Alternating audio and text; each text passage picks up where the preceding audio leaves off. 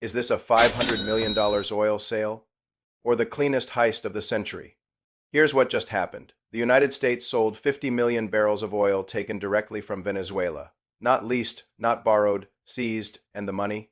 $500 million locked inside bank accounts controlled by the U.S. government, including one held in Qatar, far from the reach of courts, creditors, or Caracas. The White House called it a historic energy deal, a win for the Venezuelan people, a win for Americans. But no one knows who bought the oil, no one knows what price was paid, and no one, not even Venezuela's transitional government, can touch the cash. It's just there, held, pending further instructions. You seeing this? A country loses its president, its oil gets rerouted, and its revenue gets held for safekeeping by the people who took it, all under the banner of democracy. In this video, I'll break down exactly how this deal went down, how the U.S. legally sold oil it doesn't own, why the money's being parked offshore, who stands to profit from the next wave of sales, and what this means for global oil politics, because this isn't just about Venezuela anymore. It's about the playbook, and the fact that it just worked perfectly. To understand how we got here, you need to go back just a few months, January 2026. Maduro, Venezuela's long-standing president, is captured by U.S. forces during Operation Southern Spear. The charges? Narco-trafficking, corruption, and human rights abuse. But the real objective wasn't political, it was petroleum. Within days of Maduro's arrest, the U.S. filed legal motions to seize more than 60 oil tankers connected to Venezuela's state-owned company, PDVSA, and they didn't stop there. The Trump administration declared its intent to take full control over Venezuela's oil revenue under the justification of protecting assets from theft, misuse, and illegitimate governance. The logic? Since the Maduro regime was no longer recognized, any oil sold under his government's authority was now considered illicit. Therefore, the oil and the money from selling it could legally be rerouted, and that's exactly what happened. Trump signed an executive order shielding Venezuela's oil proceeds from foreign debt claims and U.S. court rulings. The oil would be sold. The profits would be held in secure accounts, and access would only be granted under appropriate democratic conditions. Meanwhile, Venezuela, home to the largest proven oil reserves in the world, is still in economic collapse. Production is slowly restarting under foreign oversight, but none of the wealth is making it to the streets of Caracas. No infrastructure rebuild, no food relief, no stabilization fund. What there is, however, is $500 million in cash, sitting in a Qatari bank, just waiting. And this was only round one. The U.S. says it plans to sell up to 50 million barrels. That's billions in future revenue outside Venezuela's control. Coming up next, how the U.S. pulled this off without firing a shot, and why the real mechanism is hidden in banking paperwork. The operation didn't start with oil rigs or refinery takeovers. It started with paperwork. Once Maduro was in custody, the U.S. Treasury and Department of Justice moved fast. They filed civil asset forfeiture claims on tankers tied to Venezuela's state oil company, PDVSA. The argument: these barrels were proceeds of criminal activity under a regime no longer recognized as legitimate. With courts on their side, the U.S. seized the cargo. Then came the real move, the sale. But here's where it gets slippery. The U.S. didn't reveal who bought the oil, didn't say what price it was sold for, didn't explain how the barrels were valued or allocated. Just this: a deal worth $500 million was completed. And that money? It's sitting in bank accounts controlled by the U.S. government, including one held in Qatar, a neutral zone designed to shield the funds from lawsuits or creditor seizures. Why Qatar? Because storing the money inside the U.S. could trigger legal challenges offshore. It's cleaner, safer, easier to manage without interference. The U.S. has promised that the money will eventually benefit the Venezuelan people, but there's no roadmap, no disbursement schedule, no transparency. So what you've got is this: a country's national oil wealth sold by a foreign power, held offshore, and frozen indefinitely. And now that they've done it once, they're preparing to do it again. How do you seize another country's oil, sell it, keep the money, and still get praised for it? Simple. You write the laws ahead of time. Trump's executive order didn't just authorize the asset seizures, it gave them insulation. It explicitly blocked creditors and foreign courts from claiming a dime of the revenue. It labeled the funds as provisional, meant for future use in support of Venezuelan democratic recovery. The language was airtight. The optics? Even better. The White House press secretary called it a win-win energy deal, beneficial to both Americans and Venezuelans, a responsible sale, a legal partnership. But let's break that down. No one in Venezuela voted for this. No international court approved it. No details of the deal buyers, pricing, delivery terms have been disclosed, and yet, it's perfectly legal under U.S. civil forfeiture law. Why? Because once you declare a foreign regime illegitimate, its assets become fair game. It's the same logic used in Libya, Iraq, and Iran, just streamlined. This isn't diplomacy, it's legal occupation of wealth. And there's one more twist. By placing the funds in Qatar, the U.S. avoided triggering lawsuits from bondholders or hedge funds with outstanding claims against Venezuela. They can't touch the money if it never lands in New York. Smart, right? But it also means that the Venezuelan people can't touch it either. It's held hostage not by pirates, but by clauses in compliance. So if the law says it's legal, and the press calls it responsible, but no one gets the money, what do you call that? Let's follow the money. That $500 million didn't just sit in barrels. It moved fast. First, it was sold to private buyers, most likely U.S.-based trading firms with ties to Gulf Coast refineries. Names weren't disclosed, but industry insiders point to a short list: companies with history, access, and friends in Washington. They bought the oil at what's known as a distressed discount below market value, because the legal title was murky and the seller uncle. Sam wanted a quick, quiet close. From there, the crude was refined, exported, or blended into other shipments. By the time it hit your gas tank, it was just another barrel. But the profit margins? Juicy. Traders pocketed the delta.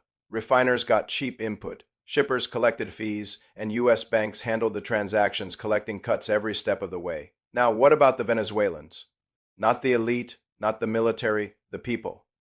Nothing. No budget relief, no salary boost, no fuel subsidies. Meanwhile, behind the scenes, U.S. companies are lining up for the next phase: Halliburton, Chevron, Occidental. They are all in early talks to invest up to $100 billion to rebuild Venezuela's oil infrastructure. But here's the catch: they're not negotiating with Venezuela, they're dealing with U.S.-approved intermediaries. So the people who profit aren't Venezuelan, they are the same players who ran Iraq's oil auctions and Libya's reconstruction bids.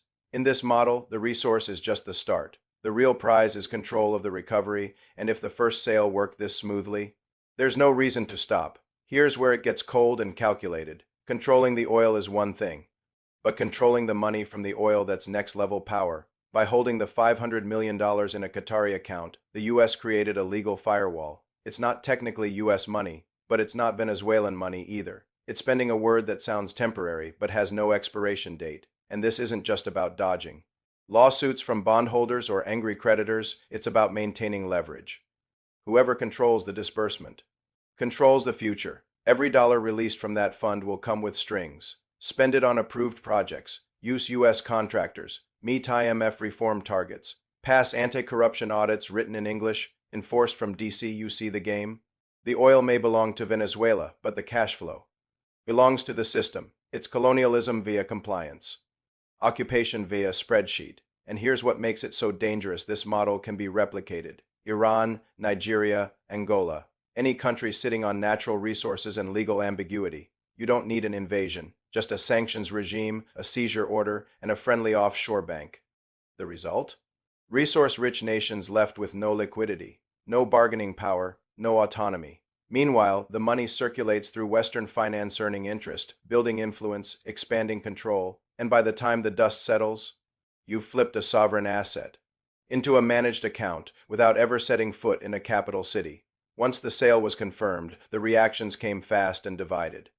In Washington, the administration framed it as a victory. They called it responsible statecraft, said it upheld international norms and protected Venezuelan wealth, but overseas? Not everyone bought that. Russia accused the U.S. of economic imperialism. China issued a vague but pointed statement about unilateral asset seizures destabilizing energy markets. Mexico and Brazil called for more transparency at the UN. A motion to investigate the legality of the sale quietly died in committee. Nobody wanted to go on record, especially not the European buyers who still depend on US dollar clearance.